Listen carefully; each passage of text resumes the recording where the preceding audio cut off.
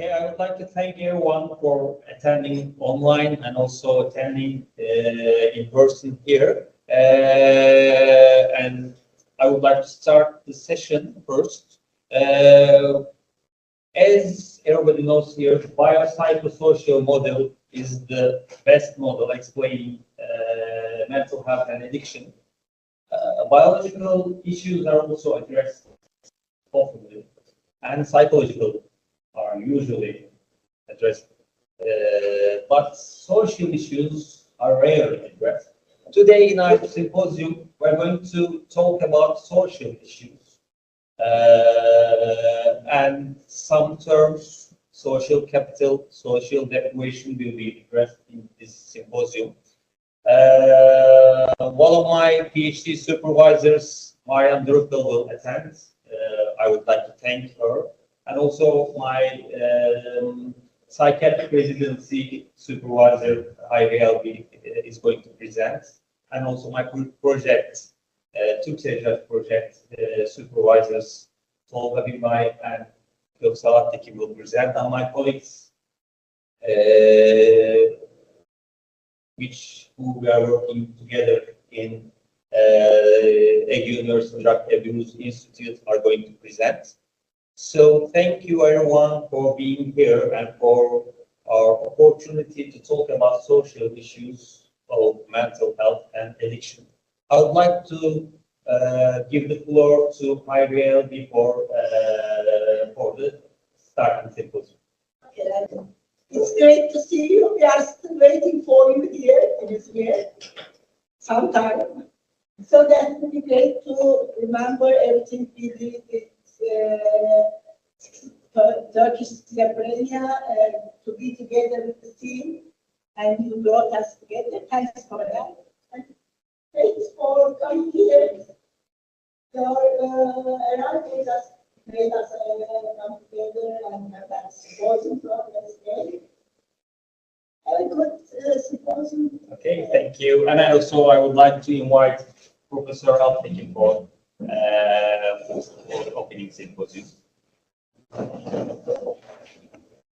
Good morning. First of all, I want to thank Umut and Tolga for inviting me. And also welcome to Izmir. And I'm very happy and excited that you will surgeons will present some data about the Turkish schizophrenia project.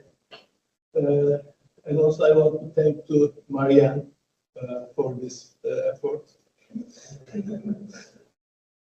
Turkish schizophrenia, I want to tell some history of the Turkish schizophrenia in about 2006. Yes, Tolga has came to my private office and said to me that I want to make an epidemiological study on schizophrenia.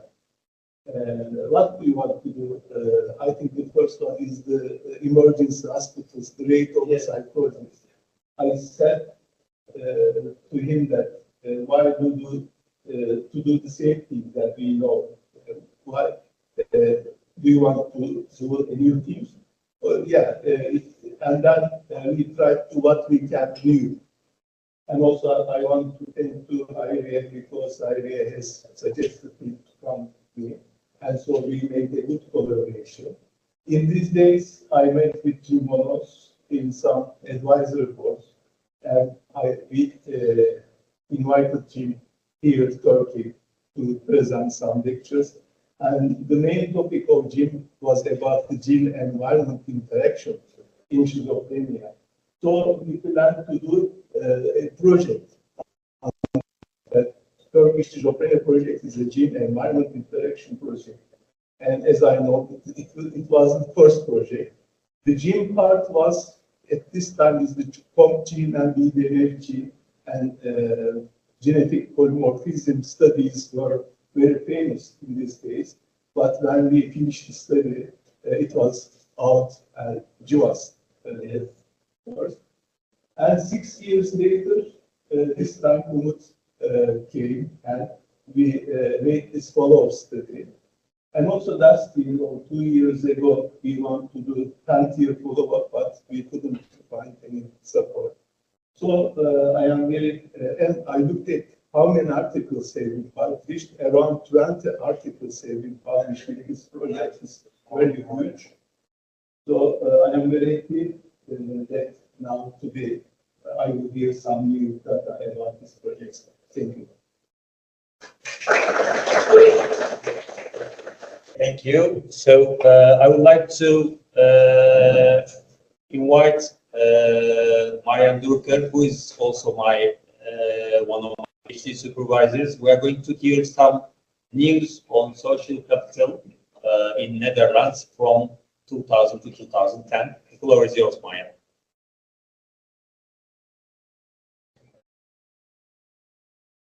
Yeah, so I'm really happy that I can join online. I would rather have been with you, but that was impossible because of other things I had to do.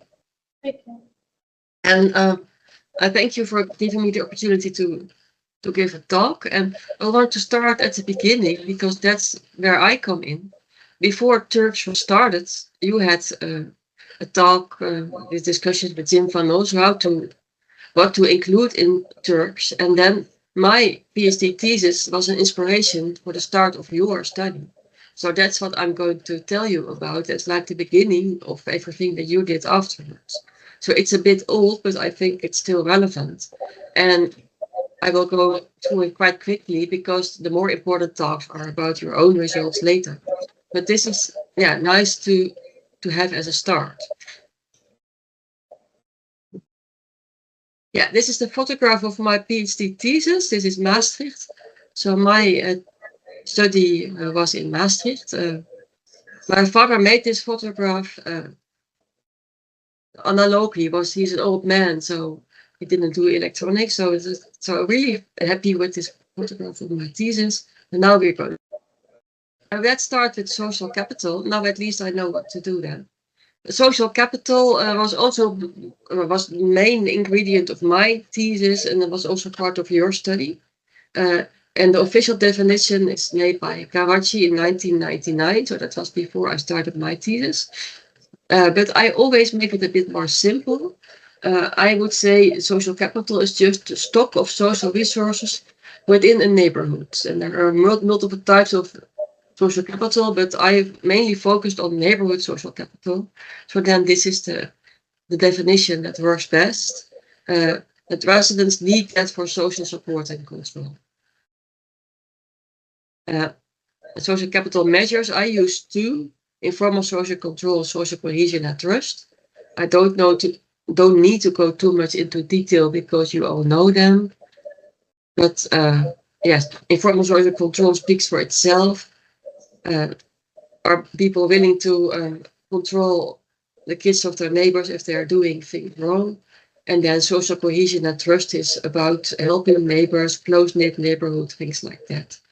So that's all how people perceive their neighborhoods. So before 2000, so my thesis started at the 1st of January 2000. Before that, big boss Jim van Os talked with a group in Chicago and in Harvard, in Boston. And they were doing a similar study in Chicago. And they said, well, if you want to assess social capital, you should not do that in the same participants that provides the health information, because that is colored. They will give different answers on the social capital questions than they would have done if they were totally healthy. There is a relation between those two. So you should do that in an independent sample. So that's what I did, and that's also what you did in your study. So that all started with the consultation of Jim van Os to the big persons from the US. So I had a thesis, and I started with an adult cross-sectional sample. And the main reason for that was to collect social capital data separate from my main study. That was in children. That was a cohort study. And for that, I could use the social capital measures collected in the adults. And then there was also a healthcare use part of my thesis, which I'm not going to discuss. Today, I will mainly focus on the cohort study. well, this is a map of Europe. All the way to the east, you see Turkey and Izmir here. And all the way to the northwest is the Netherlands. And then if we focus to the Netherlands, we come to Maastricht, which is a relatively small city. Oh, this doesn't really work. Relatively small city in the south of the Netherlands. And like my colleagues who are there with you now, they know where that is. So, and that is where my study took place, the Maastricht Quality of Life study. This is the neighborhoods of Maastricht. We have 36 neighborhoods, between 300 and 8,500 residents per neighborhood. And yeah, a relatively small city compared to Izmir. A fairly homogeneous population, mainly just local people, not so many immigrants. And my cohort study started in the autumn of 2000 with a baseline assessment, and children were then aged 11 years. I had a follow-up assessment in the school year 2002-2003, and then the children were aged 13, 14 years old. So we have a time span between childhood and early adolescence. And I looked at my old slides to prepare this presentation, and then I found that we actually also intended to have a second follow-up at the age of 18 years old. But we never did that. Too bad. Would have been interesting. So now for some results. This is the baseline paper. So at that moment, we didn't have follow-up data yet. And we looked for the association between social capital and various mental health measures in the children. So general health, mental health, self-esteem, satisfaction, and behavior. And then you see there is an association between informal social control and general health and mental health. You see the white stars in the bars, and the association between general health and social cohesion and trust. But this was cross-sectional. And because the social capital measure is reversed, this means that a higher value of the association is the direction as expected. So the more social capital, the better general health or mental health. But then, this is a summary of that. There's an association between various social capital measures and various mental health outcomes.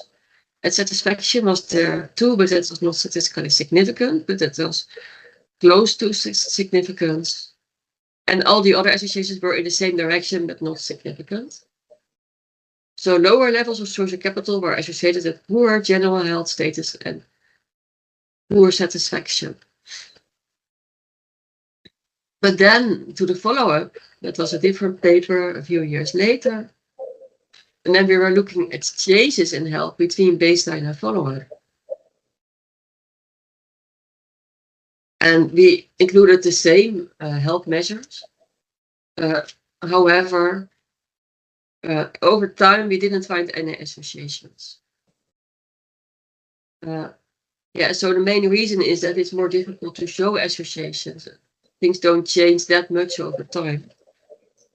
So unfortunately, well, maybe fortunately, we couldn't prove that there's also longitudinal association, which would have made the conclusions much stronger, but yeah, we couldn't prove that. And then back to Chicago, because the Chicago study was a big example for my thesis. I went there for a few weeks. I wanted to compare my data with their data. Also resulted in a paper in 2005. And it was a cross-national study, the Project of Human Development in Chicago neighborhoods, and my study. But the problem was that this Chicago study only had delinquency and violence measures as an outcome and not really mental health. But fortunately, they had one. They had far more neighborhoods than we did.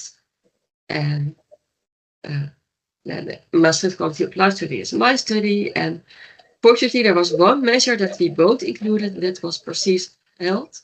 5-item Likert scale. How do you perceive your health from very low to very high? That works fine. Validated measure.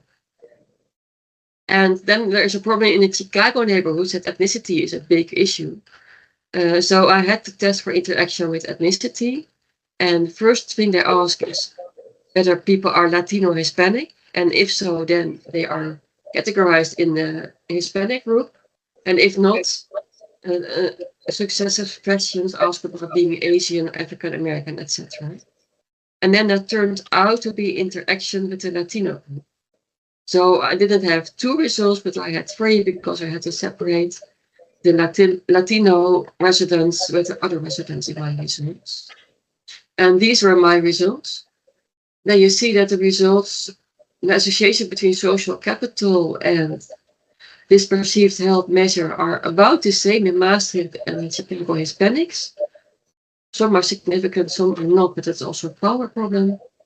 And then in the Chicago non-Hispanics, there was no association. The conclusion is that associations between the wider social environment and this general health outcome vary across different populations and across national contexts. Thank you for your attention. To present all the associations between social capital, social deprivation at the neighborhood level, and depression. The floor was yours. Thank you for having us. Well, yeah, we've already been introduced. We can introduce ourselves first. So my name is Mimi. I study European Public Health at Maastricht University. Same with Rosa. She's also a public health student. And we have Carmen and Lucy, who are biomedical science students, and Manas, who studies medicine. So a little bit of background information. I'm sure most of you are familiar with it, but just a little bit of recap of our project outline. So our study aim was to investigate the association between neighborhood social capital and socioeconomic deprivation, and how these influence the individual levels, prevalence of clinical major depressive disorder, as well as subthreshold depression. We conducted our research based on search project, which you're all familiar with. And yeah, just basically it was a prospective longitudinal 6-year study at baseline and follow-up. So we wanted to take the data and study the different mental health outcomes based on social capital. So again, I can briefly say the definitions, which all of you, I'm sure, know already, but social capital generally used to describe the social networks, relations, and trust either at the individual or area, resources that allow individuals to work together and achieve mutual benefits. So 2 important factors that may define a neighborhood are social control, and which is willingness of the group to enforce social norms for the common good. Then we have social cohesion, trust among the neighborhood residents, and then the other factors are social disorganization. So aspects such as, for example, maybe graffiti, vandalism, theft, burglary, and then lastly, cognitive social capital, which is the shared helpfulness and reciprocity between inhabitants. And then we also include socioeconomic deprivation, which was also a big part of our research, which is the quality of the neighborhood social and structural environment. This word can be used interchangeably with synonyms such as neighborhood socioeconomic disadvantage, socioeconomic low, neighborhood socioeconomic status, and neighborhood poverty. So it can be measured through a set of objectives, such as the proportion of residents with a low income, or the proportion of unemployed residents as well. So a little bit of background. Yeah, again, Turkish project, and so we wanted to take data and study the different mental health outcomes based on social capital. So social capital may represent an environmental factor influencing the geographical distribution of psychotic disorders, and has also been associated with other mental health illnesses such as depressive disorder. What we hypothesized was that the depression can be affected by social capital resulting from a lack of social support and negative norms within the community. Therefore, investigating social capital on a neighborhood level may perhaps reveal that it can cause psychotic symptoms and how influential these factors are on the community on depression. Depressive disorders can also be divided into many forms, such as major depressive disorder, MDD, and threshold depression, sub-D, which is our main focus. And Izmir is ideally suited study the outcome of depression when looking at the neighborhood level social capital, since it is a social environment which is characterized by high migration and unemployment, and it is also the fourth largest growing population here in Turkey. So the lack of studies assessing the association between neighborhood level variables and MDD and sub-D has prompted us to conduct further research. So we have 4 research questions. The first one is neighborhood level social capital associated with the prevalence of subthreshold and clinical major depressive disorder. And the second one, a bit similar, is neighborhood social capital associated with the transition between no depressive disorder, subthreshold depressive disorder, and clinical major depressive disorder from baseline to a 6-year follow-up in the general population sample. Our third research question is neighborhood socioeconomic deprivation associated with prevalence of subthreshold and clinical major depressive disorder. And then our last one is neighborhood socioeconomic deprivation associated with the transition of depressive disorder, subthreshold, and clinical major from baseline to 6-year follow-up. And the blue research questions are cross-sectional studied, and the orange one longitudinally. So the first step for us to getting the data that we needed to conduct this research was first to get the data for the research and also to write a paper, was to create a research proposal at first to send to our experts and researchers. So our proposal included our research questions, the data, and then we were able to write the research paper, which we finished, which includes the research question, background methods, with all the study procedures, the instruments that we used, and then the results, which are descriptive and figures, which we'll go into later, and the discussion of social capital and social deprivation. So before we start explaining our methods of research, it's important to mention the people that have allowed us to research this topic. So obviously Marian, as you know, has been our supervisor and support and guidance since the whole 1.5 years that we've been working on this at our university at Maastricht at the Faculty of Health, Medicine and Life Sciences. Then Tolga and Jalen, which finally we've been able to meet Tolga, and Jalen was able to come to Maastricht. So we met them also on Zoom, but we've been in back and forth contact with them. So it was very, very helpful for us.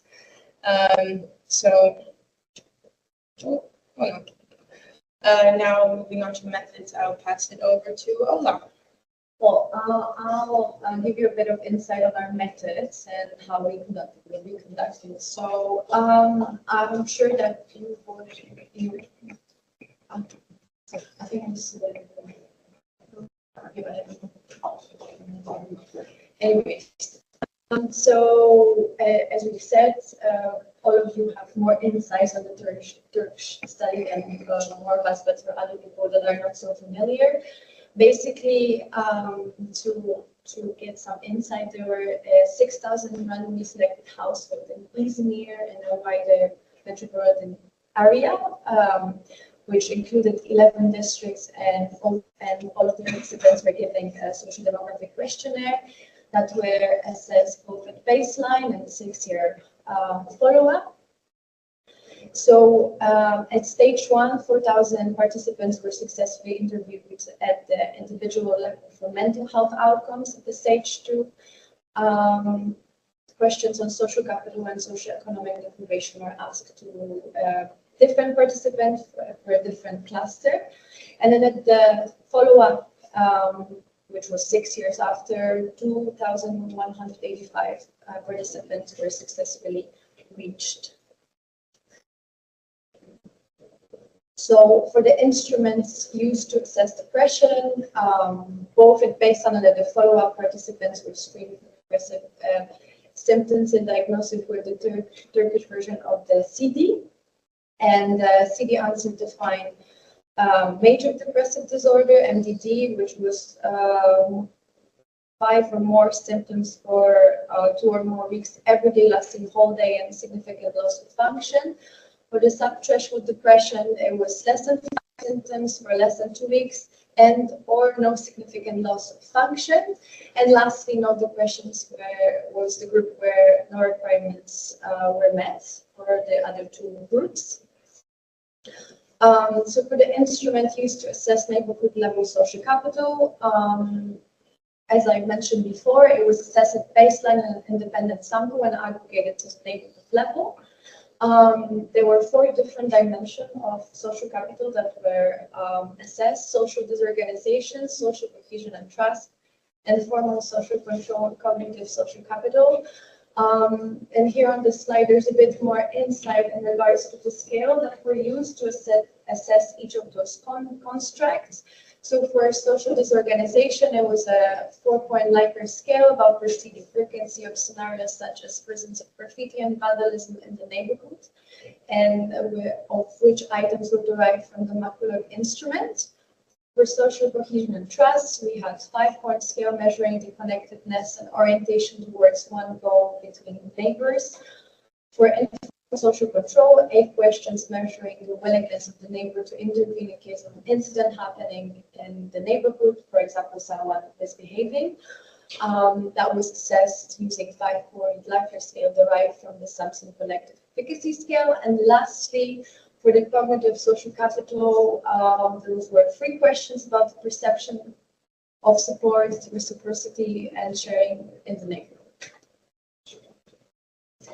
And in regards to neighborhood level socioeconomic deprivation, the proportion of residents with low income, monthly income per less than 1,000 lira per neighborhood, and the proportion of unemployed residents per neighborhood. So higher score of this variable indicated higher socioeconomic deprivation at neighborhood level. So for data analysis, what we did was to conduct a multi-level logistic regression and Stata software to answer our 4 research questions. And as mentioned before, we looked for associations both cross-sectionally and longitudinally. We considered 3 confounders, which is sex, age, and socioeconomic status, all at individual level. So for the first and third research questions, we didn't exclude any subjects, but for the longitudinal association, to get insight into sub-D analysis, we excluded major depressive disorder and sub-threshold depression at baseline. And for the major depressive disorder analysis, we excluded those who had MDD at baseline. And finally, our results were reported as old ratios with 95 confidence intervals. Then we'll move on to the results, which I'll go into. So first we looked at the descriptives of the population. So the majority of the participants was found to be female, married, and had a primary education level. The mean age of the population was about 37 years, and the employment status was from the highest employment status was housewife, followed by employed and retired. And the majority of the participants was covered by the health insurance was covered by healthcare by SGK. Then we looked at the amount of participants that developed MDD and sub-D at time point 2 compared to time point 1, and we found that 5.7% of the participants who did not have MDD at baseline developed MDD at follow-up, and of the participants that had neither sub-D or MDD at baseline, 0.8% developed sub-D at follow-up, so after 6 years.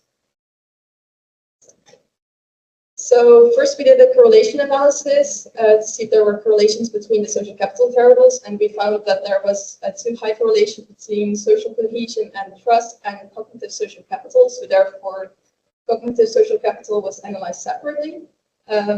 And yeah, for the associations between social capital and sub-D and MDD at baseline, we found that social disorganization was associated with MDD, not with sub-D, which indicates that people living in neighborhoods with lower levels of social disorganization are less likely to experience MDD than people living in neighborhoods with higher levels of social disorganization. Social cohesion and trust is also associated with MDD, not with sub-D, and this indicates that people living in neighborhoods with higher levels of cognitive social capital are less likely to experience MDD. Informal social control and social cohesion and trust were not found to be associated at baseline.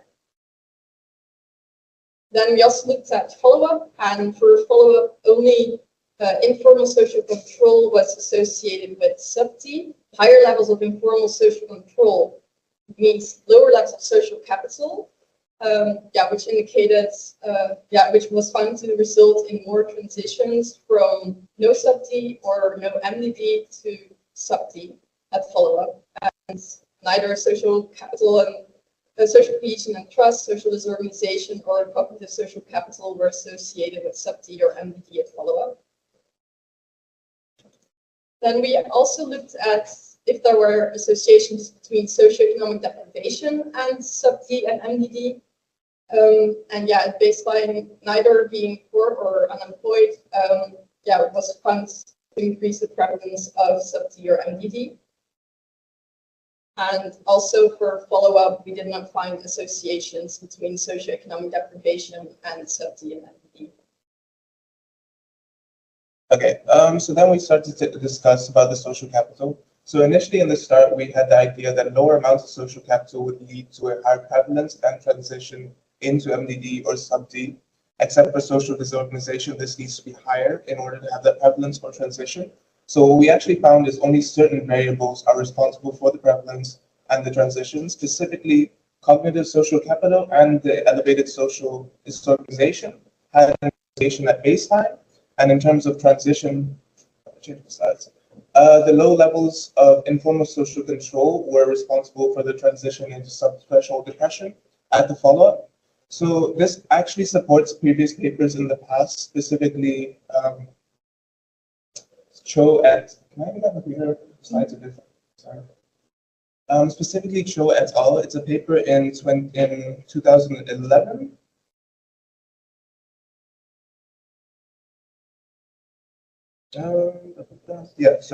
Cho et al. So a paper in 2012 also stated there was an inverse relationship with social capital and depression, which also discussed a social disorganization theory, which is also replicated in a 1989 paper by Sampson. So this social disorganization theory basically says that community structures which don't recognize the shared values of their residents lack the ability to maintain certain social controls, which we can see if we have increased social disorganization, decreased informal social control, and decreased cognitive social capital, as seen in our results. But then on top of that, we could also ask the question why certain variables aren't associated with subthreshold depression or major depressive disorder at baseline or at the longitudinal time points. So argumentation, there's several lines of arguments we can make. For example, Weber et al., a study in 2011, discussed that social capital is not that big of a factor influencing depression. Rather, they assume that personal factors and close interpersonal relationships, especially the emotional aspects of that, have a higher degree of influence on the contribution to depression, so a more positive relationship. And then this is also supported by a Brown-Harris model, which basically states that new interpersonal relationships and big life events have a bigger impact on the development of depression. And furthermore, we could also think everyone has a base level of social capital depending on which neighborhood you live in. However, individuals expressing depressive symptomology will not be able to make use of that social capital as they exhibit behaviors such as social isolation, lack of willingness to interact with their environment, and also lethargic behavior. And then on top of that, in what we commonly believe is empowered areas have a low amount of social capital. However, in a study written by Tolga Bindey here, actually theorized that these neighborhoods establish a higher amount of social capital due to the families there bringing in their relatives to live close to them, and they also have this higher level of trust and social cohesion, which allows them to survive through the urban poverty. So again, if we think of all these lines of argumentation, we can kind of gain some perspective on why some variables are representative of a correlation between social capital and depression, and some variables are not.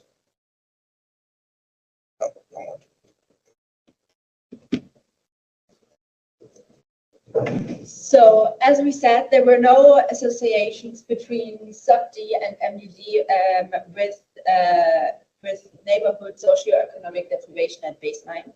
And this was also shown by previous studies in Hispanics living in the US. Here they also found that whether personal socioeconomic deprivation exerts a stronger effect on depression than neighborhood level socioeconomic deprivation, because there they found a significant influence of personal socioeconomic deprivation, but not with neighborhood level socioeconomic deprivation. Then we also have conflicting results, because Dowdell et al. In 2017, they found a significant association.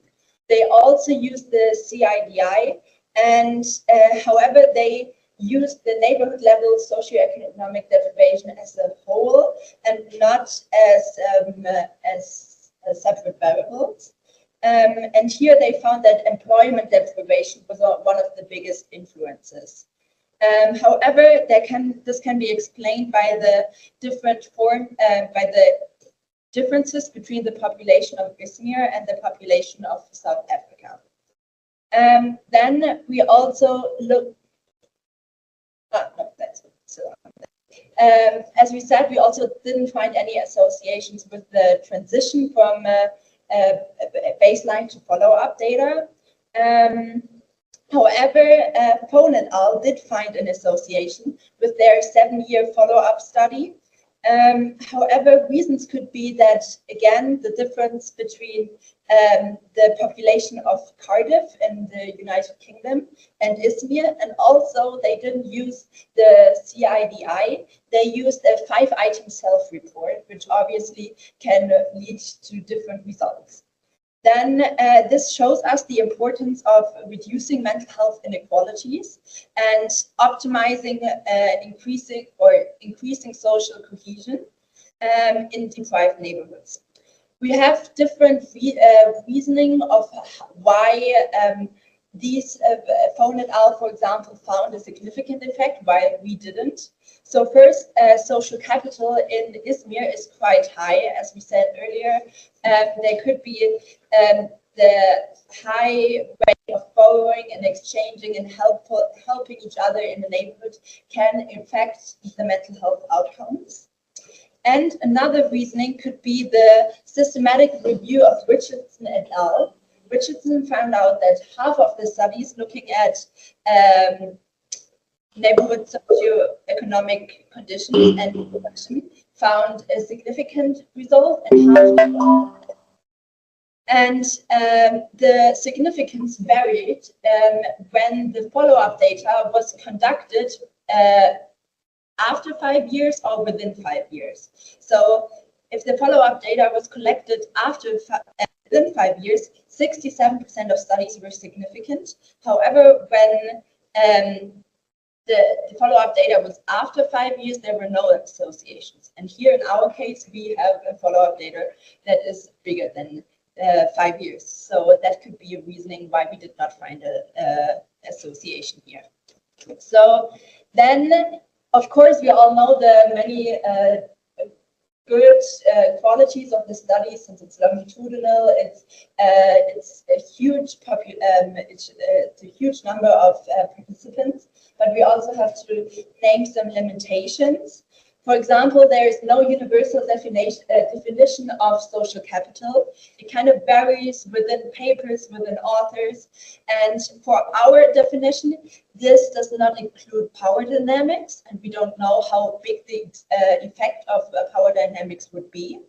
Then in the study, we have an overrepresentation of women, which could lead to a higher MDT prevalence in this study. Then of course, the prevalence of MDD and sub-DD could be affected by the number of non-responders, because of course depression influences the way of functioning in daily life, and these people could be more prone to not answering or not responding to a questionnaire. Then we also don't know about the accuracy in reporting the history of past psychological disorders. So to conclude, cognitive social capital as well as social disorganization was associated with the higher prevalence of major depressive disorder at baseline. And among all social capital variables, only lower level of informal social control were linked to transition from no D and no MDD to sub-threshold depression. However, we did not find any associations between socioeconomic deprivation at neighborhood level, neither cross-sectionally or longitudinally. But of course, we can't really establish causality from this, so this is only correlation, which has to bear in mind. But to end this, we want to thank everybody for welcoming us here at the university, and for Tolga for answering all our emails about any problems with the data set, for example, and of course for Maastricht University for being able to bring us here today and give you this talk, and of course to our coach Marian, who always was very, very helpful and gave us constant support.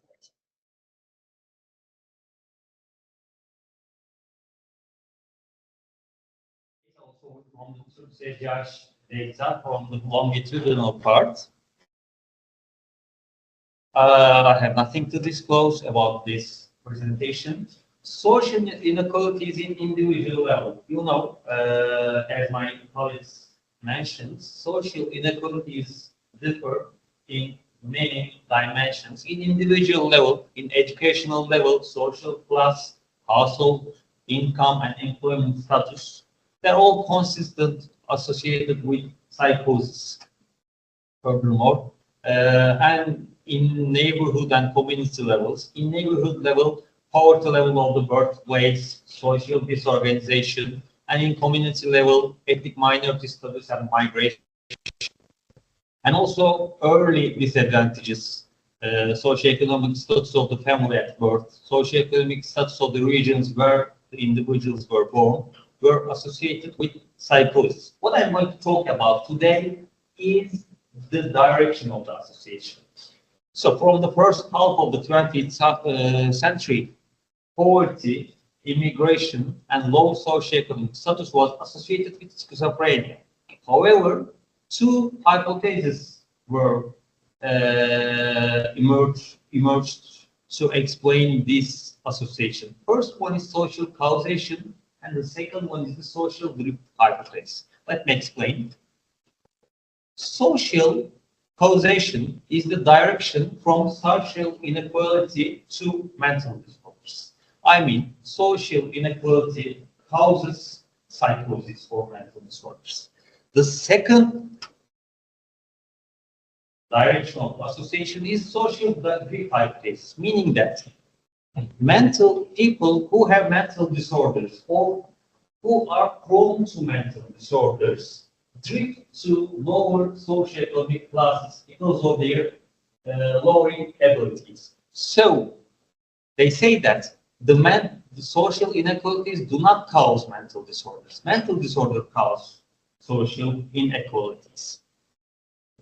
So from now on, I have to talk about subclinical psychotic experiences. Therefore, I have to express what it is. You know, psychosis in community is not just all or none phenomenon. There are psychotic disorders which we all know about. Furthermore, there are clinical psychotic experiences and subclinical psychotic experiences. Clinical psychotic experiences mean that psychotic experiences they are not above the threshold of psychotic disorders. We cannot diagnose them, but they are in distress or help seeking, or the experiences are frequent. And there are also subclinical psychotic experiences. These are not associated with distress, they are not associated with help seeking, and they are not also frequent. And in recent years, some findings emerged, and they are important.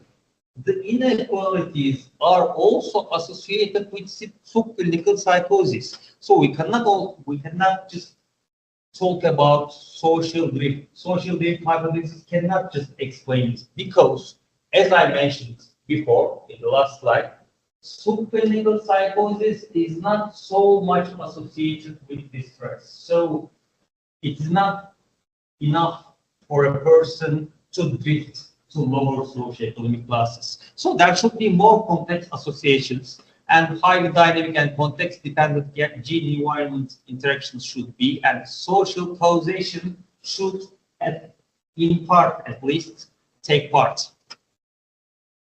So preliminary evidence from neuroscience research also emerged. And from human and animal studies, social inequalities may affect brain development from very early stages throughout life.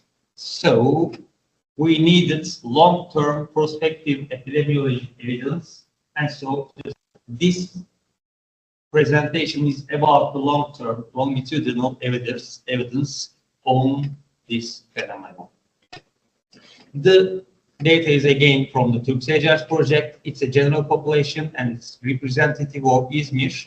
It's about Izmir has 2 million urban and rural residents, and the study was made in 11 districts and 302 neighborhoods. And we were on the streets at baseline and at 6-year follow-up. And more than half we followed up at 6th year, and we assessed positive experiences, psychotic experiences, negative experiences, affective episodes, alcohol, substance use, genetic family interview report, genetic studies, meaning family history of mental disorders, and we conducted psychics clinical interviews for probable psychotic disorder case. So what are the predictors of social inequalities in this paper or also in this presentation? The first one is the ethnicity based on subjective information from the respondent and native language at home. There are Turkish and non-Turkish. Non-Turkish include Kurdish, Arabic, Balkan Turks, etc. Poverty based on monthly household income at the baseline, and educational level at follow-up. Current psychoeconomic status were based on the profession of the respondent and or the working parent at the household. And developmental level of the area resided was based on the interviewer's experience. And we also had early predictors, maternal and paternal educational level and socioeconomic status at birth based on the occupation of the father when the respondent was born. What are the outcomes? To measure psychosis longitudinally, we use longitudinal outcomes. First is onset of psychotic experiences during the follow-up period, incident psychotic experiences, meaning one had no psychotic experiences at baseline, had psychotic experiences at follow-up.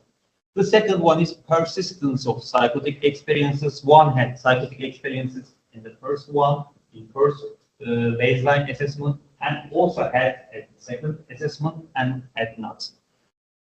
And the last one is progression of psychotic experiences, meaning individuals with increase in severity of psychotic experiences versus no increase in severity. I'm going to explain it further.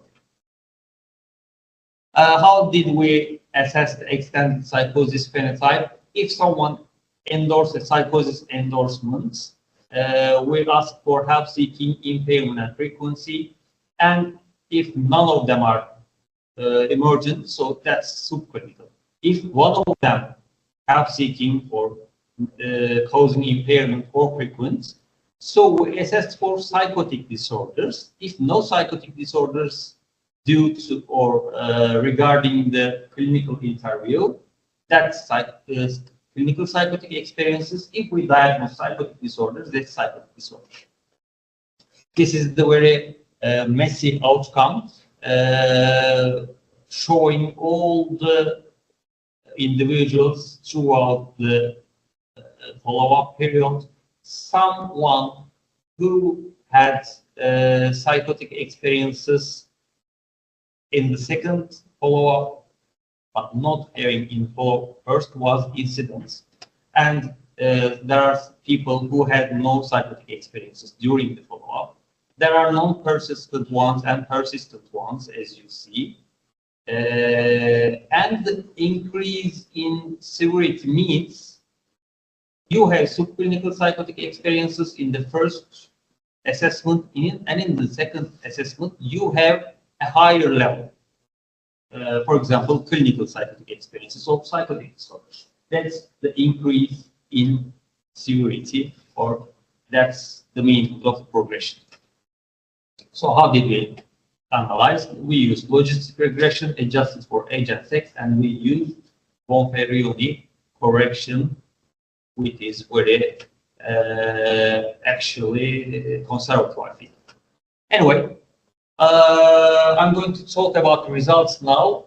Easy. The same risk factors were associated both with onset and with progression. Level of educational achievement, meaning low level of educational achievement had onset, was associated with onset. Lower socioeconomic status and residency in slum, semi-urban areas were associated with onset and also with progression. And also lower socioeconomic status was associated with persistence. So we can say that we have now longitudinal epidemiological evidence supporting social causation, because we just show that progression and onset is also associated with social inequalities. But we also need further studies to assume causality. And if we look at literature, previous studies, some evidence from ultra-high-risk individuals, which are from clinical populations, early and current psychoeconomic disadvantages also lead to a transition in ultra-high-risk individuals. And socioeconomic factors are the main factors mediating excessive psychotic disorders among immigrant groups, which are in line with our evidence. So what are the factors underlying this association? Maybe it's because of true early cognitive schemas, and because of true other related risk factors, meaning migration, difficult pregnancy, birth trauma, maternal depression, because we can say that these people are more prone to these adversities. And maybe it's because of true social exclusion and vulnerability. We cannot say the exact pathway from this study. And one important, and I think for me, it was surprising, there was no association between any ethnic groups, but we should mention that data was collected before massive immigration towards Turkey. So if we measure it today, so now Turkey is the country which has the biggest refugee population among the world. So if today, it can change, I think. So we have also limitations. Data collection at only 2 time points is a limitation, and self-report indicators of inequalities limitation, and attrition over time is limitation. But we assessed for selection bias, and we found no selection bias regarding our analysis. So you can find further. This study was also a paper this year in social psychiatry and psychiatric epidemiology. You can find further information on this paper. So, as a conclusion, we need more resources for mental health, not just in hospitals like this. We need to do interviews in these conditions. And I would like to thank all the team for providing these data.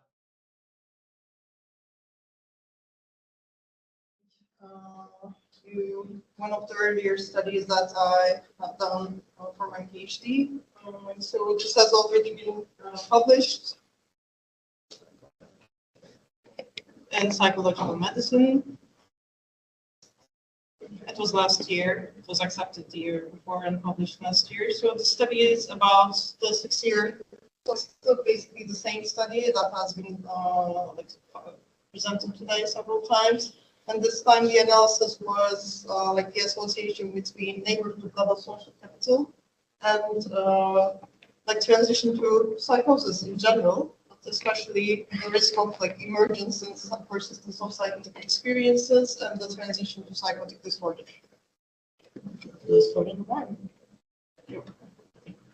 Okay, so here we are, or you guys do know now, and beautiful photo. Hopefully you will be able to see this tonight. Yeah, we want to say place and So the number of people who were assessed twice for the study who could be reached at both baseline and the follow-up assessments were 2,185. And when we only included the ones who also had social capital data, we had to go, we lost 10 more participants. So this analysis was performed with 2,175 participants. And the aim is to investigate the association between social capital and clinical transitions within the extended psychosis spectrum. So, and the importance of the study was that it was the first longitudinal study prospectively investigating this association, because all the other studies that were available published were cross-sectional.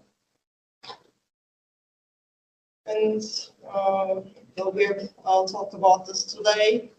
So, social capital is used to describe the aspects of social networks, relations, and trust, either at individual or area level. And in this study, it was the data was collected as in the neighborhood level. And the previous findings about the subject were that a higher schizophrenia prevalence was observed in urban neighborhoods with a higher level of social disorganization, which goes back to 1939 to Chicago. And one sort of schizophrenia incidence was associated with environmental factors. So social capital has been hypothesized as an underlying factor for this relationship, the non-random geographical distribution of psychotic disorders. And the extended psychosis phenotype, in this whole project, you see that psychosis is not only considered as psychotic disorder versus healthy, but as a spectrum of psychotic experiences that are subclinical or clinical, and psychotic disorders at the other end. And previous data sets show that most psychotic experiences recover spontaneously. 80% of them are transitory, and 20% are persistent. And they increase the risk of developing psychotic disorders later, as 7% change over time. And well, there are conflicting results regarding the association between social capital and psychosis in cross-sectional designs. And there are some findings that like, social disorganization and control are associated with psychosis, and that well, this study is interesting because it found a U-shaped relationship, the association between social capital and psychosis, as Tolga told us about previously. So, like very low and very high levels of social capital are like associated with psychosis, whereas medium levels of social capital are protective. So it goes like both ways. So when you go both ways, it gets worse, but when you stay in the middle, it's protective against psychosis. So as you know, 2,175 participants were assessed twice, and a variable, a clinical variable was constructed based on clinical registries and the SCID-1 results. So if the participants had no rating on any of the psychosis items, they were placed in the no psychotic experiences category. And if they did have a psychotic experience, which was not leading to any distress, impairment, or help seeking, then they would be considered a subclinical PE. But if they had a PE with any like positive score on the impairment items, then they would be assessed if they had a psychotic disorder or not. If they did not have a psychotic disorder, then they would be placed in the clinical psychotic experiences category. And social capital was assessed in 4 different dimensions, which are informal social control, which is like the willingness to intervene in like hypothetical neighborhood threatening situations, such as like children misbehaving, and social disorganization, which rates the frequency of certain scenarios in the neighborhood, such as like vandalism, burglary, racist attacks, or like graffiti on walls. And the social cohesion and trust, measuring bonds and trust among neighborhood participants, residents, and cognitive social capital measures perceptions of support, reciprocity, and sharing among residents. So this was assessed only at the baseline and with different participants, not the participants which were like assessed for psychosis, but for each participant, someone else from the same neighborhood was chosen to assess the neighborhood level social capital to prevent bias. So Umut just showed a similar figure to this. So we have 4 categories of like psychosis at baseline, and then we have the same 4 categories at the follow-up. And then we have like all kinds of transitions. So as you see, some people like stay at the same level, some get better. For example, you see some had like a subclinical P at baseline, but then they didn't have any symptoms at follow-up. So there's some recovery in this figure too. So we just named all those possible transitions from like this is the reference, like experiences at like neither baseline nor follow-up. This was the reference category, and then we numbered all transitions for the first analysis. You see here, and but of course. Some categories had a very small number of participants, for example, here like 5 and 3, so and 1 here. So we had to combine those with the category above just for the statistics, sake of statistics. And a multinomial logistic regression analysis was performed using all cases. And so we just used age and sex as to control for them, and then we added like different dimensions of social capital in separate models, because if we added them all together, it would cause collinearity and it would affect the results. And this is the other part that we used as a secondary analysis. So, for example, you see this part we call transition because this includes everyone who had psychotic disorder, who developed a psychotic disorder at follow-up. So this would be like transition versus non-transition. And then we had the persistent category, which just like stayed the same. For example, here for clinical P, and then here for subclinical P. And then we had like emergence of symptoms, which is like incidence, which they didn't have that symptom like before, but now they have it. So we just like made different categories for a secondary analysis. So we defined like emergent versus non-emergent, and then persistent versus non-persistent, and transition versus non-transition. Of course, the lowest number of participants was in transition, which is 28. And which is also a problem that, for example, worries me. If we have like a third follow-up, then this number will be smaller, and then it will be hard to analyze. That maybe as a possibility. So a mixed effects logistic regression analysis was performed, and the social capital was the independent variable, and the emergent personal transition were 3 dependent variables. And the general properties of the sample are, of course, similar to what you presented. The majority are female, married, of Turkish ethnicity, and educated for less than 8 years. And the mean age is around 38. And almost half of the participants used alcohol, and only 3% said they used cannabis. And the main analysis revealed that we found a significant association with like the neighborhood level social disorganization.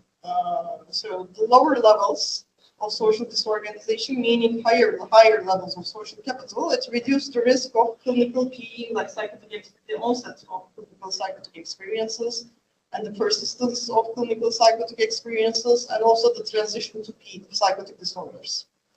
However, the other 3 social capital variables were not significantly associated with any of those changes.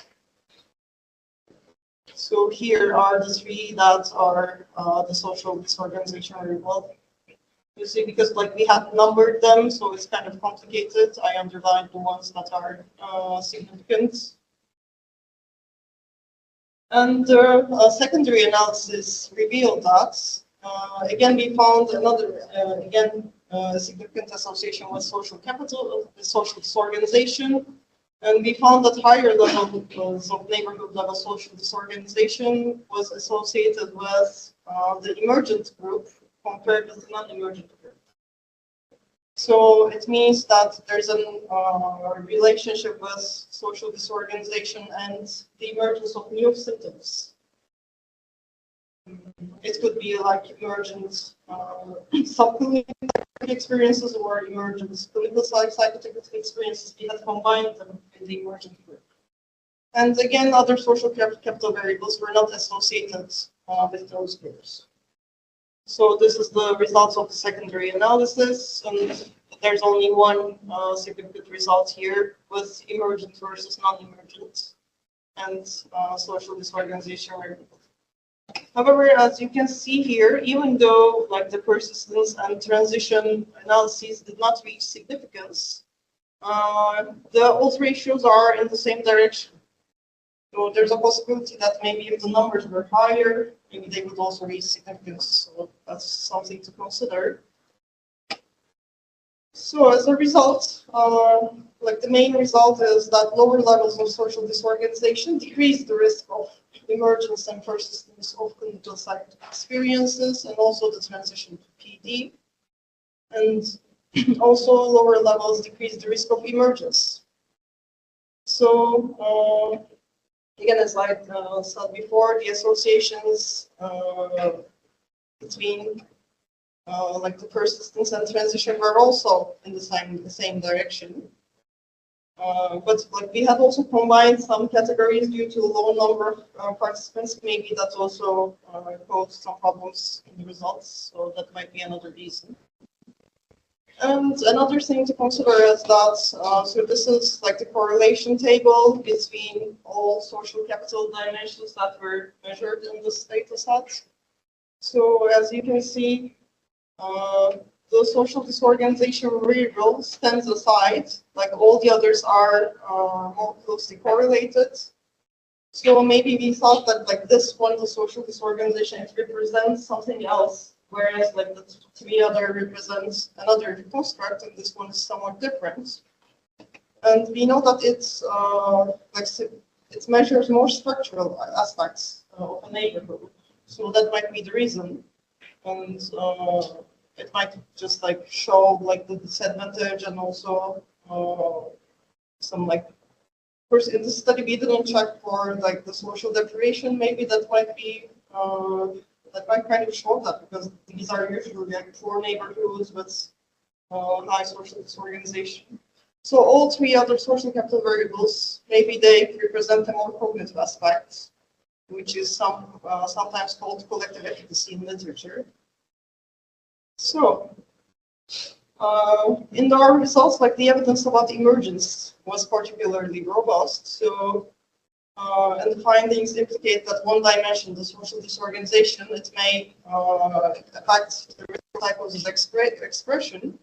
So this might be important to consider. Like, for example, if there would be a public health measure that would be aimed like to protect the population from psychosis, then like the levels of social disorganization would be an important one to see, like which neighborhoods to intervene in.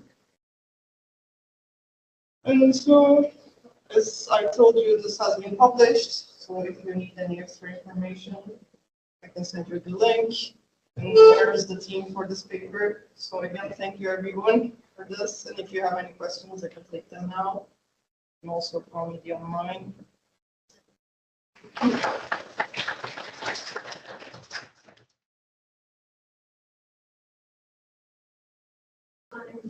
I'm a sociologist and the research assistant at the Digital Institute.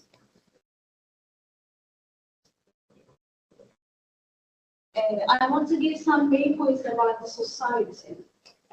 First of all, the society is a great power of the stigma process, because society decides and relates the people, and society decides the values, social values, and the criteria. And this is normal or abnormal. And society categorizes the people according to their social class, social conditions, and inequalities. So the inequalities is very important for us because of the stigma process.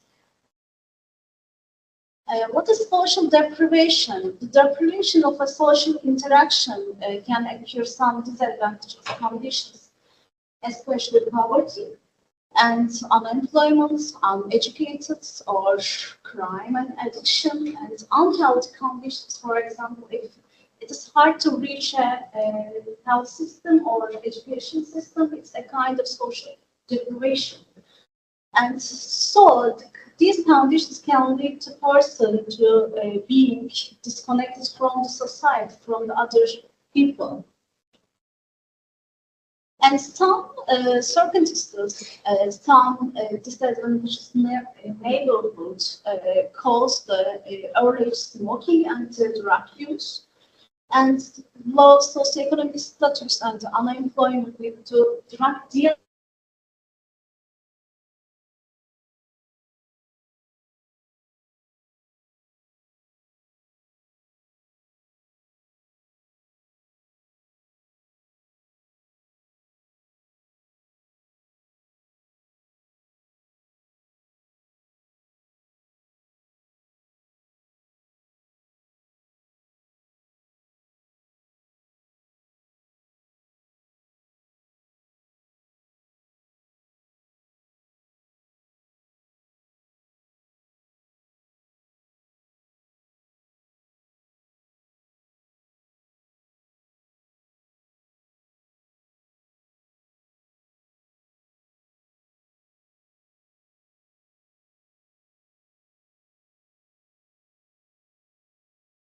Years old, half of them growing in poverty, and most of them experience mental health disorders and other behavioral disorders.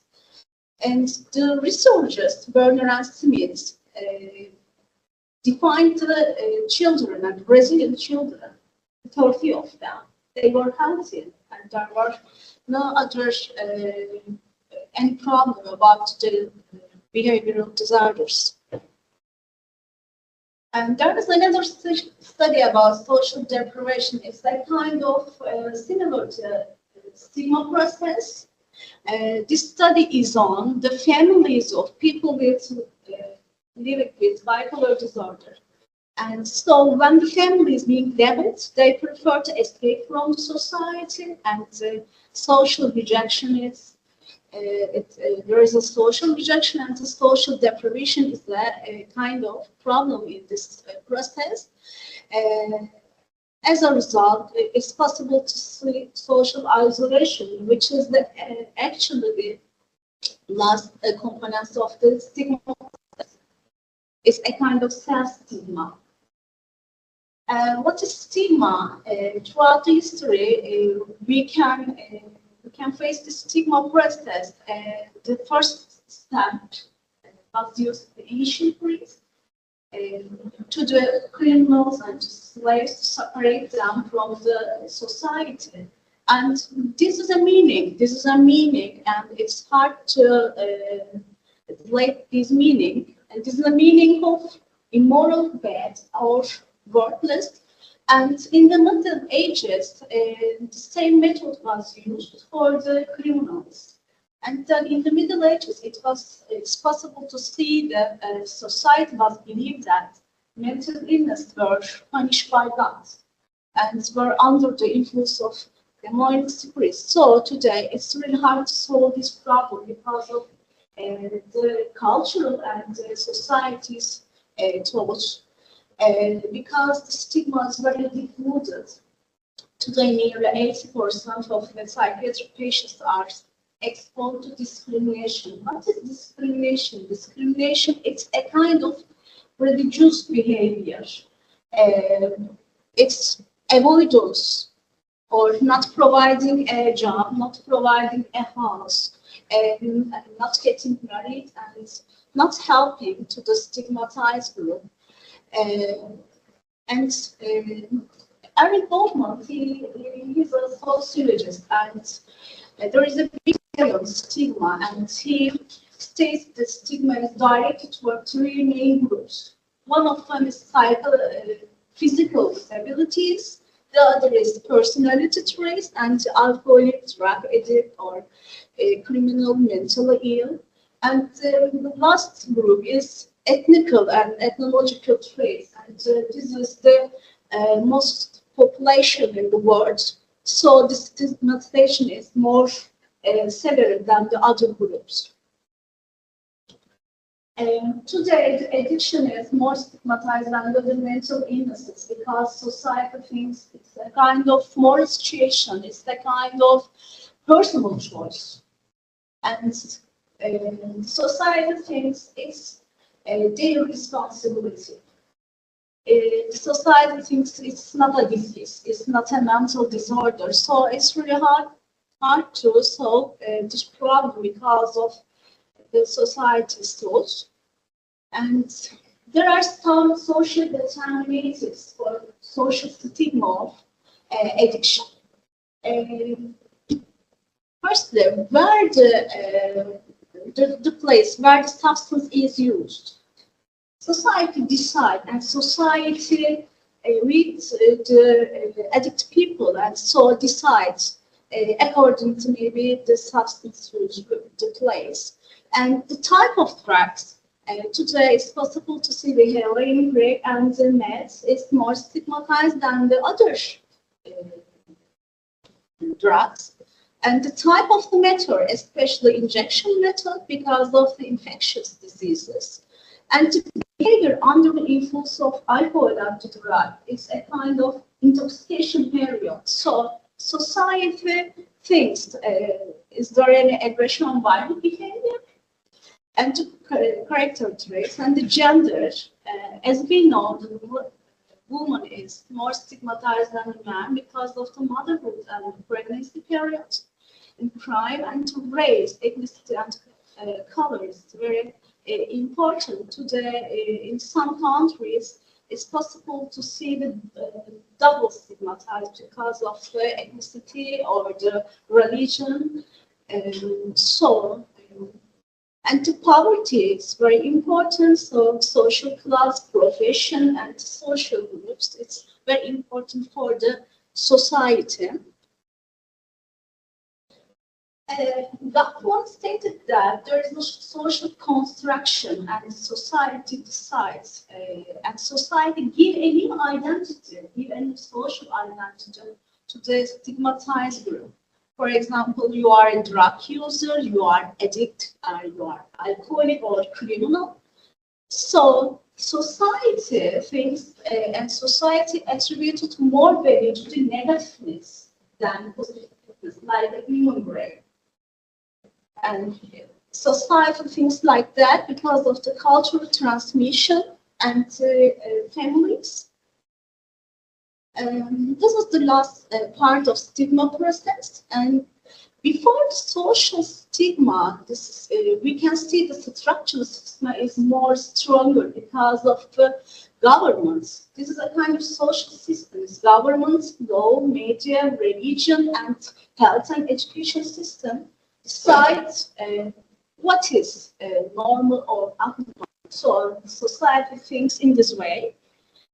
And self-stigma, when a person or the stigmatized group feel the stigmatization, it's possible to see self-stigma, and they can feel, they accept the dangerousness, worthless, and they can feel homeless, anger, and fearness.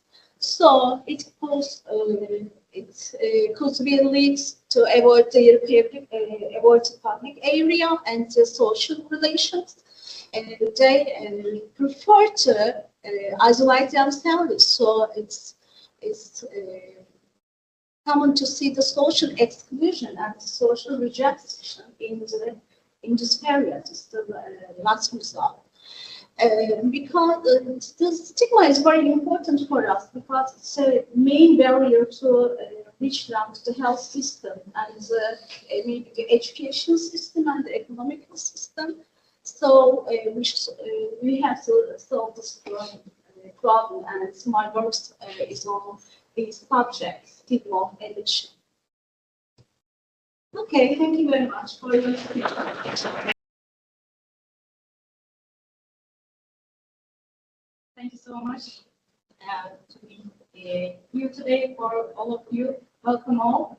It's a good opportunity for me to meet all of you and to discuss in terms of social capital and social deprivation, in terms of mental health and at the same time addiction. So I will squeeze the subject in context of family members who have relatives or who have other family members with addiction problems. So my presentation flow is about family rules and dynamics in addiction recovery. So I'd like to recommend some recovery tools also in the context of social capital and social deprivation, very briefly, in 10 minutes approximately.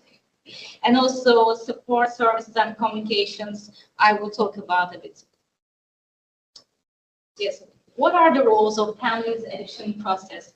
The social capital of families plays a critical role, of course, as we talk about today. Strong social ties, networks, and a supportive family environment can have a positive impact on an individual's coping with addiction.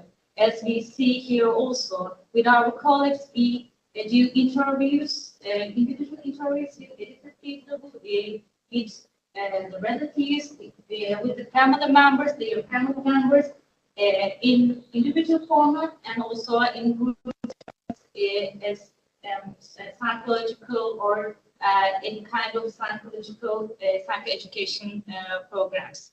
So, however, families experiencing social deprivation may have difficulty in coping with addiction because they are deprived of support systems. Some of support systems can be one of these things. What we are doing here as the institute is part of drug abuse. So this room is one of the working places which we work with family members.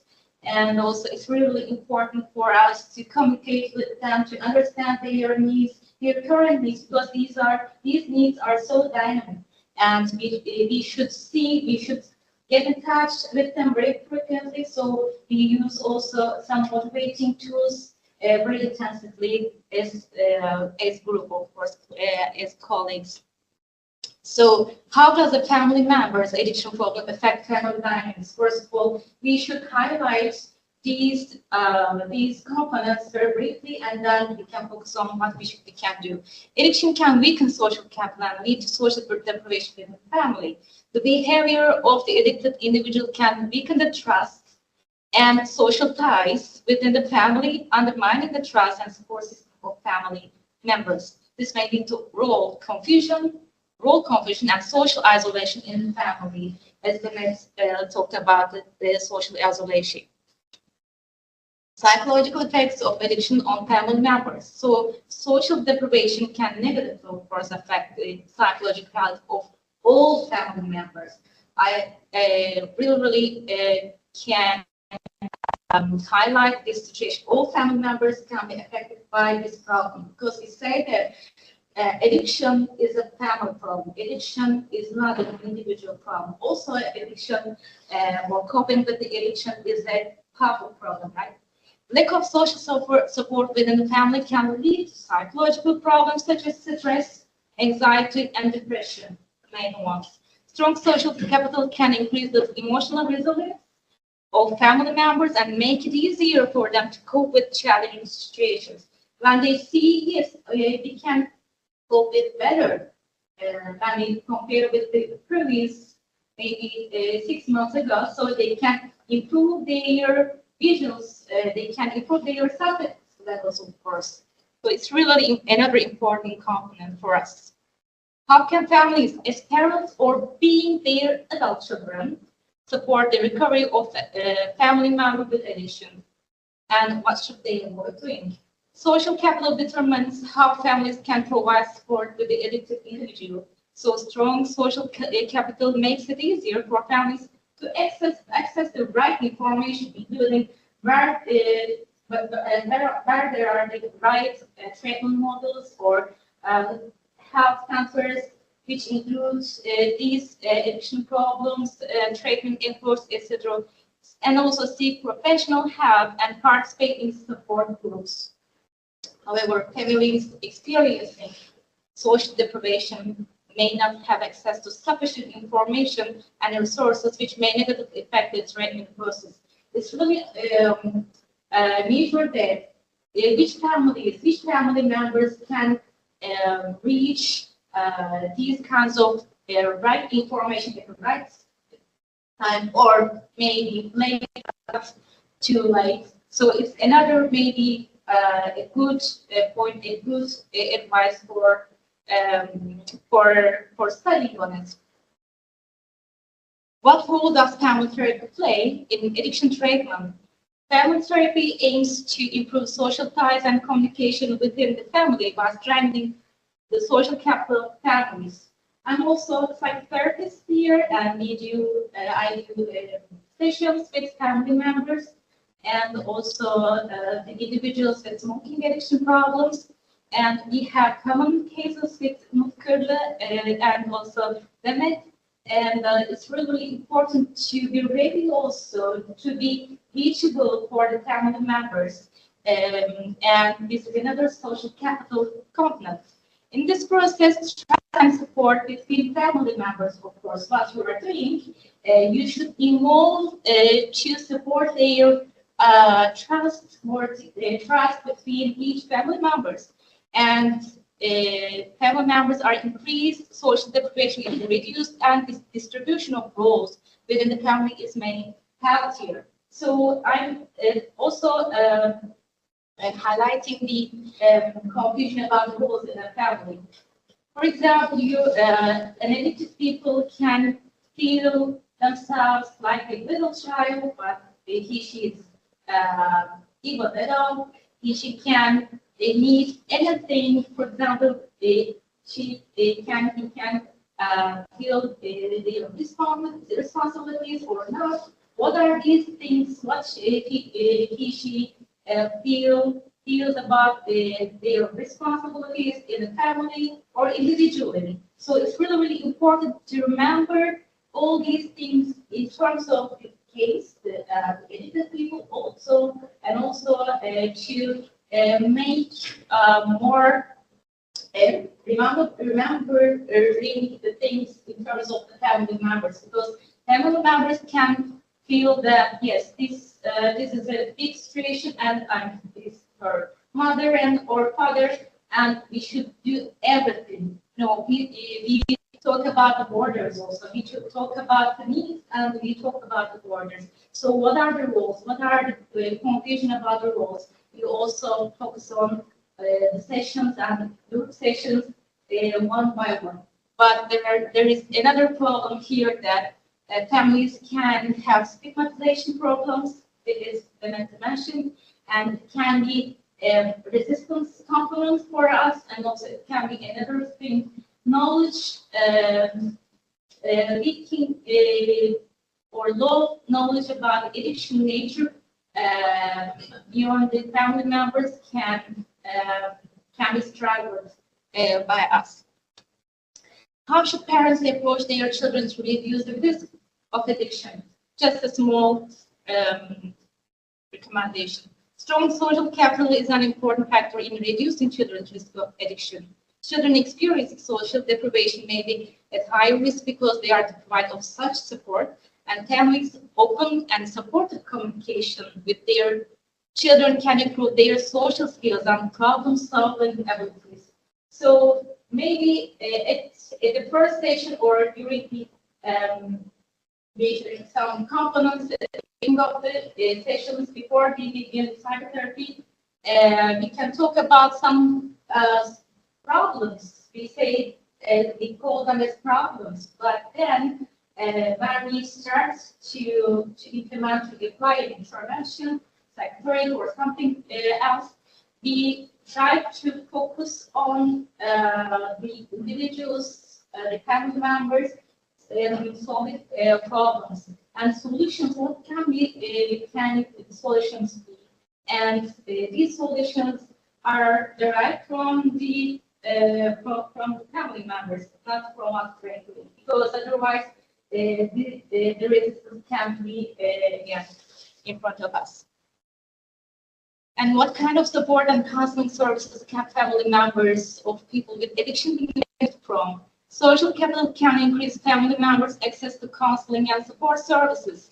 So social networks, community support facilitate family members also access to the information, right information and resources they need. So we should enhance our tools. Social media is another thing to be reachable by family members. Families experiencing social deprivation may experience difficulty in accessing such. I mentioned about what we are doing here, but to summarize it, individual family counseling and psychotherapy, family psychotherapy, group psychotherapies, and psychoeducations we can do, and we can also follow the data from gathering. How can families communicate in a healthy way with an individual with addiction? Strong social capital promotes, of course, healthy communication within the family, and deprivation can lead to communication breakdowns and misunderstandings. So it's really, really important that what I try to explain, I have to be sure that family members understand correctly and agree with us. If she does not agree with me, then we cannot move forward, of course. So it's really, really important that to create common ideas with family members as well as individuals with addiction problems. Trust is very, very important. And therapeutic trust or therapeutic trust is very, very important. We know that as we work in this area altogether, but of course we should provide the tools or to motivate to discover the tools to the family members, which strategies can work to increase your trust, the trust between the patient and with you. So Sometimes we create or video sessions between the addicted people and their family members, and it's really, really important that to teach the open communication. So maybe until today they did not discover or they did not improve their skills about about creating open communication. So it's really important to create some role playing, etc. Or if they are in the session at the same time together, to start doing this during the session and then to follow the cases weekly or monthly. What should families do in a crisis? Crises are another important thing. Some crises can have happened until before they come to your clinics. So this to discover, to collect these crises is very important, but we are not sure, and also they are not sure to that if or not these crises will happen again. So when these crises happen, what will they do? Because we know that, and they should know that the addiction is a chronic problem, and these crises can happen again. Maybe the small one is okay, but maybe the bigger one can be, or the same one, or the frequently it will happen. So in terms of crisis, the social capital of families facilitates the mobilization of effective prevention and support mechanisms. Families experiencing social deprivation may be unable to access such support and may find it difficult to manage crisis situations. Social networks like community support promote immediate availability of professional assistance and emergency services in times of crisis.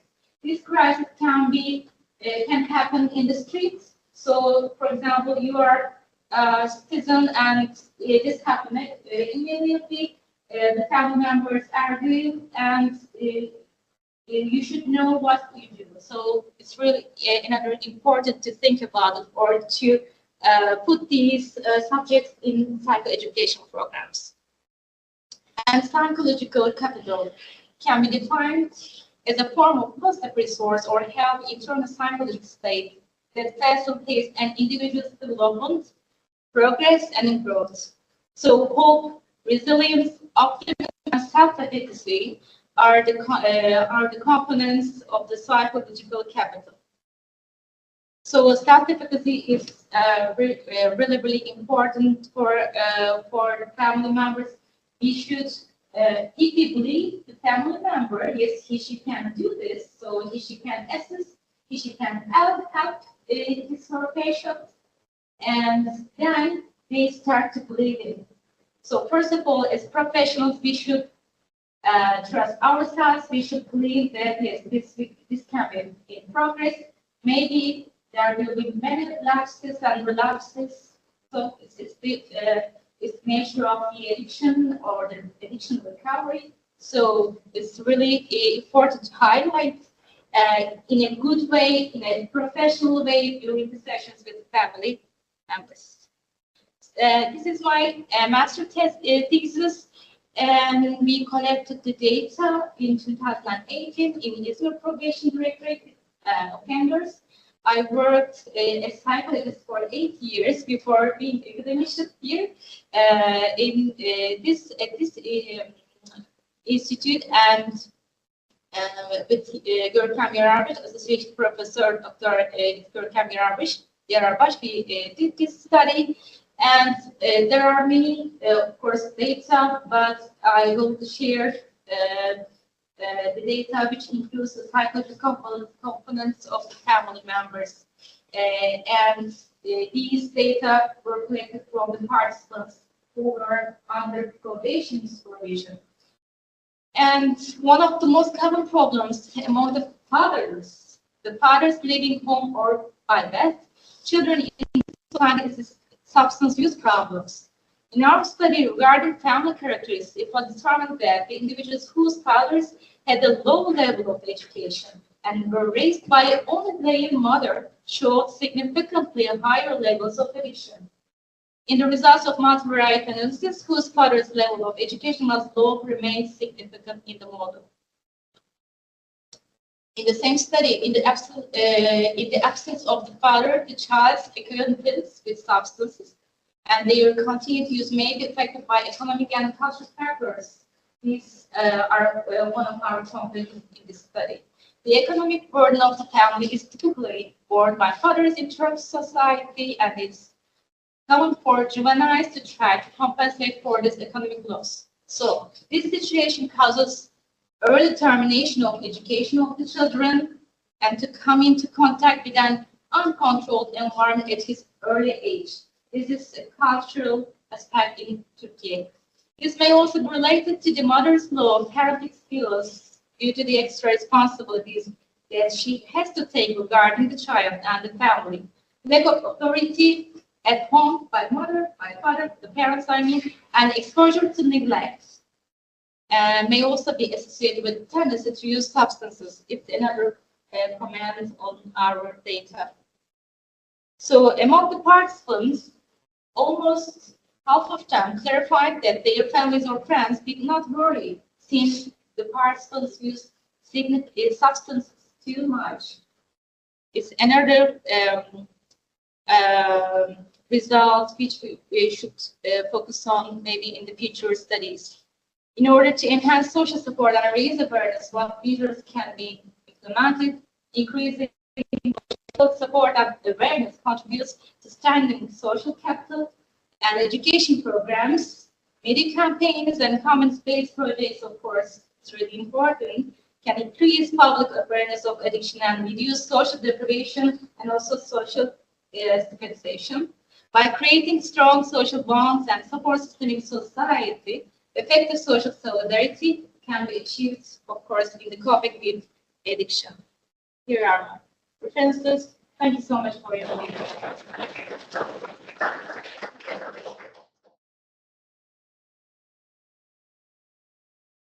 Thank you all for your great presentations and for being here in the middle of the summer, first day of August.